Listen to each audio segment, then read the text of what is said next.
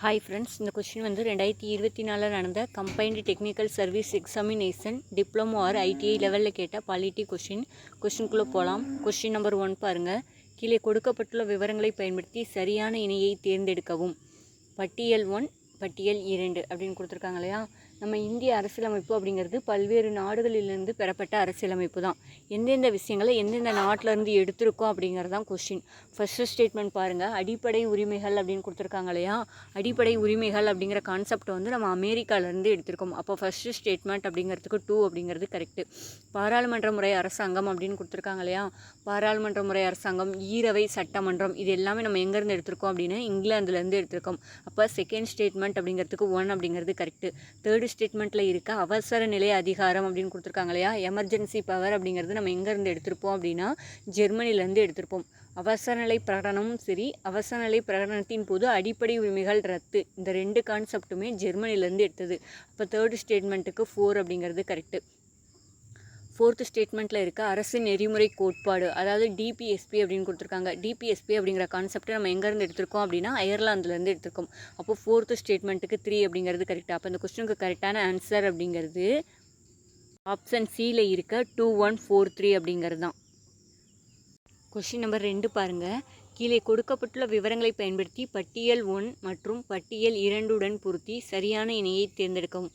இதுவுமே ஒரு மேட்சஸ் ரிலேட்டடான கொஸ்டின் தான் கொடுத்துருக்காங்க. ஃபஸ்ட்டு ஸ்டேட்மெண்ட்டில் இருக்க ஆளுநர் அப்படின்னு கொடுத்துருக்காங்க இல்லையா. ஆளுநரோட நியமனம் பற்றி சொல்லக்கூடிய ஆர்டிக்கிள் எது அப்படின்னா ஆர்டிக்கிள் 155. அப்போ ஃபஸ்ட்டு ஸ்டேட்மெண்ட் அப்படிங்கிறதுக்கு 3. ஆர்டிக்கிள் 155 எதை சொல்லும் அப்படின்னா ஆளுநரோட நியமனம் பற்றி குறிப்பிடுகிறது. செகண்ட் ஸ்டேட்மெண்ட்டில் இருக்க அமைச்சர்கள் குழு அப்படின்னு கொடுத்துருக்காங்க இல்லையா. அமைச்சர்கள் குழு பற்றி சொல்லக்கூடிய ஆர்டிக்கிள் அப்படிங்கிறது ஆர்டிக்கிள் 163 அப்படிங்கிறது. அப்போ செகண்ட் ஸ்டேட்மெண்ட்டுக்கு 4 அப்படிங்கிறது கரெக்டு. தேர்டு ஸ்டேட்மெண்ட்டில் இருக்க முதலமைச்சரின் பணிகள் அப்படின்னு கொடுத்துருக்காங்க இல்லையா. முதலமைச்சர் பணிகள் பற்றி சொல்லக்கூடியது எது அப்படின்னா ஆர்டிக்கிள் 167 அப்படிங்கிறது. அப்போ தேர்டு ஸ்டேட்மெண்ட்டுக்கு 1 அப்படிங்கிறது கரெக்டு.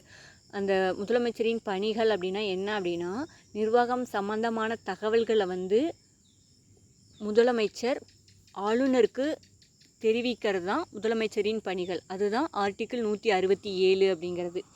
அதே இது ஃபோர்த்து ஸ்டேட்மெண்ட்டில் கொடுத்துருக்க மாநில சட்டமேலவை ஒழித்தல் அல்லது உருவாக்கம் அப்படின்னு கொடுத்துருக்காங்க இல்லையா. அப்போ ஆர்டிக்கிள் 169 அப்படிங்கிறது தான் சட்டமேலவையை உருவாக்குதல் மற்றும் ஒழித்தல் அப்படிங்கிறது. அப்போ இந்த கொஸ்டினுக்கு கரெக்டான ஆன்சர் அப்படிங்கிறது ஆப்ஷன் டியில் இருக்க 3412 அப்படிங்கிறது தான் இந்த கொஸ்டினுக்கு கரெக்டான ஆன்சர். எக்ஸ்ட்ரா டேட்டா நான் வச்சுக்கோங்க. தமிழ்நாடு சட்டமேலவை அப்படிங்கிறது எப்போ ஒழிக்கப்பட்டது அப்படின்னா 1986 நவம்பர் 1 தான் தமிழ்நாடு சட்டமேலவை அப்படிங்கிறது ஒழிக்கப்பட்டது. அப்போதைய சீஃப் மினிஸ்டராக இருந்தவர் யார் அப்படின்னா எம்ஜிஆர் இருக்கார் இல்லையா, அவர் தான் சீஃப் மினிஸ்டராக இருந்தார். அப்போ தான் நம்ம தமிழ்நாடு சட்டமேலவை அப்படிங்கிறது ஒழிக்கப்பட்டது. தமிழ்நாடு சட்டமேலவையோட கடைசி தலைவராக இருந்தவர் யார் அப்படிங்கிறது கூட ஒரு கொஸ்டின் தான். யார் கடைசி தலைவராக இருந்திருப்பாங்க அப்படின்னா மாப்பு சிவஞானம் இருக்கார் இல்லையா, அவர் தான் சட்டமேலவையின் கடைசி தலைவராக இருந்தவர். நெக்ஸ்ட் கொஸ்டின் பாருங்கள். இந்தியாவில் தேசிய வாக்காளர் தினம் டேஸ் அன்று கொண்டாடப்படுகிறது அப்படின்னு கொடுத்துருக்காங்க இல்லையா. அதாவது ஓட்டர்ஸ் டே அப்படிங்கிறது ஜனவரி 25 தான் செலிப்ரேட் பண்ணுவோம். ஏன் ஜனவரி 25 அப்படின்னா இந்திய தேர்தல் ஆணையம் அப்படிங்கிறது ஜனவரி 25 1950 தான் அமைக்கப்பட்டது. அதை நினைவு கூறும் வகையில் தான் ஜனவரி 25 நம்ம என்னவா கொண்டாடுறோம் அப்படின்னா தேசிய வாக்காளர் தினமாக வந்து கொண்டாடுறோம். இந்த இந்திய தேர்தல் ஆணையம் பற்றி சொல்லக்கூடிய ஆர்டிக்கிள் எது அப்படின்னா ஆர்டிக்கிள் 324 தான் இந்திய தேர்தல் ஆணையம் பற்றி குறிப்பிடுகிறது. இந்திய தேர்தல் ஆணையம் அப்படிங்கிறது ஒரு தலைமை தேர்தல் ஆணையர் ப்ளஸ் 2 தேர்தல் ஆணையர்களை கொண்டது.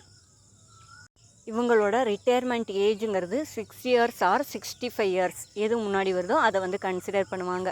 ப்ரெசண்ட்டாக யார் வந்து இந்திய தலைமை தேர்தல் ஆணையராக இருக்காங்க அப்படின்னா ஞானேஷ்குமார் இருக்கார் இல்லையா, அவர் தான் தற்போதைய தலைமை தேர்தல் ஆணையர் அப்படிங்கிறவர்.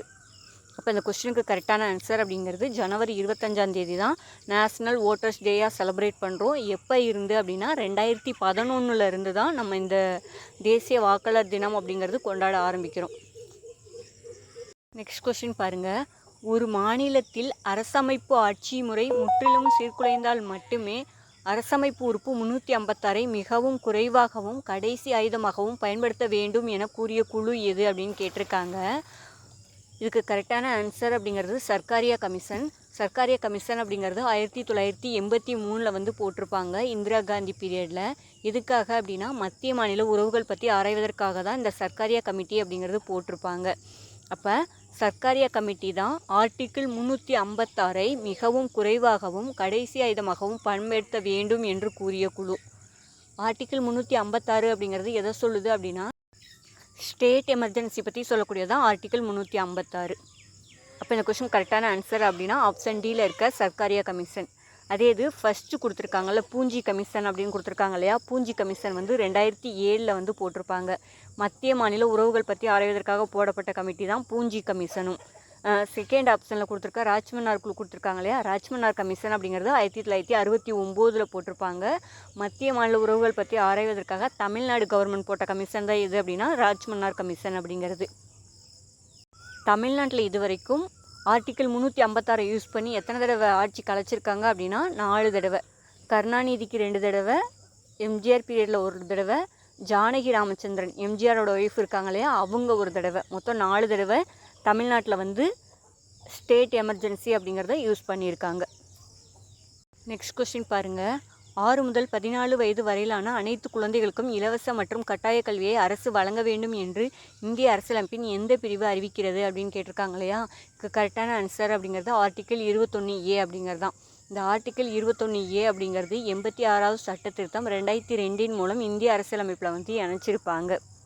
அதாவது ஆர்டிக்கிள் 45 திருத்தப்பட்டு ஆர்டிக்கிள் 21A வந்து ஜாயின் பண்ணியிருப்பாங்க.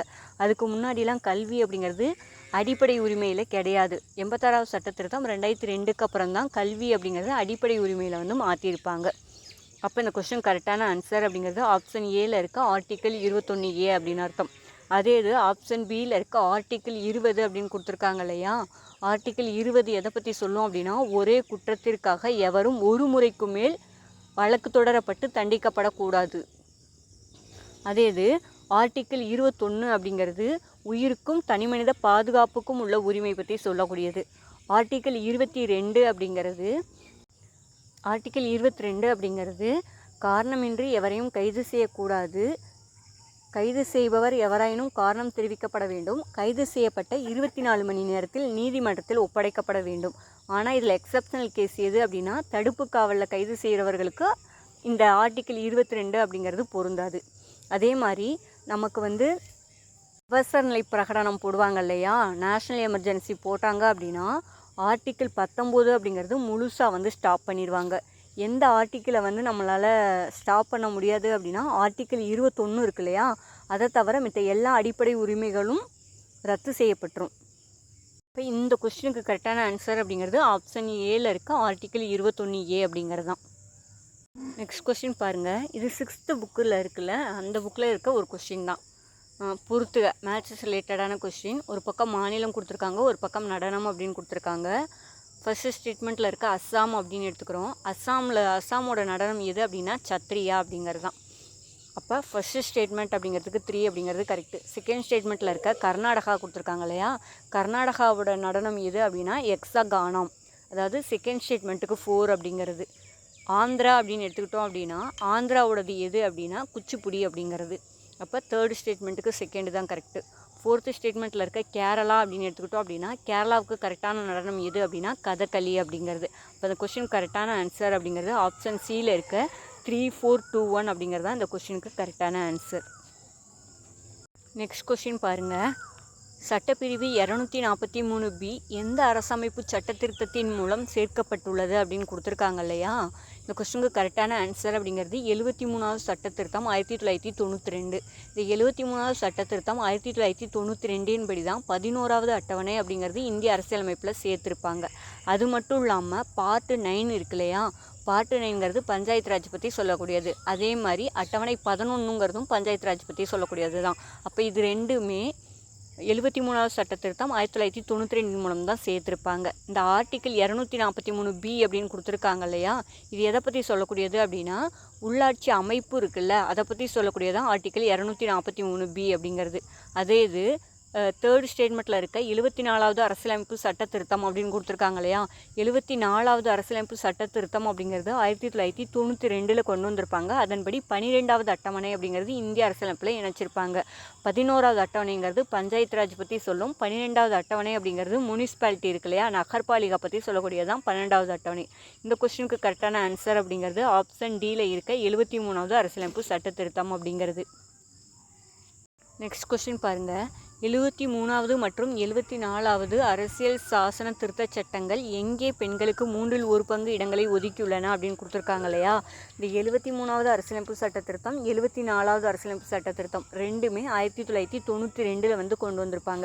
73வது அரசியலமைப்பு சட்ட திருத்தத்தின்படி 11வது அட்டவணை இந்திய அரசியலமைப்பில் இணைக்கப்பட்டது. 74வது அரசியலமைப்பு சட்ட திருத்தம் 1992 படி 12வது அட்டவணை இந்திய அரசியலமைப்பில் இணைக்கப்பட்டது.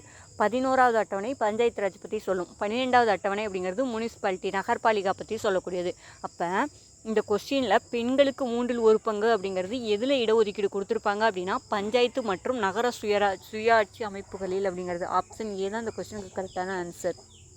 ஆர்டிக்கிள் 243D அப்படிங்கிறது தான் பெண்களுக்கான இடஒதுக்கீடு, தாழ்த்தப்பட்டவர்களுக்கான இடஒதுக்கீடு. பஞ்சாயத்தில் பெண்கள் மற்றும் தாழ்த்தப்பட்டவர்களுக்கான இடஒதுக்கீடு பற்றி சொல்லக்கூடிய ஆர்டிக்கிள் எது அப்படின்னா ஆர்டிக்கிள் 243D தான். தேங்க்யூ.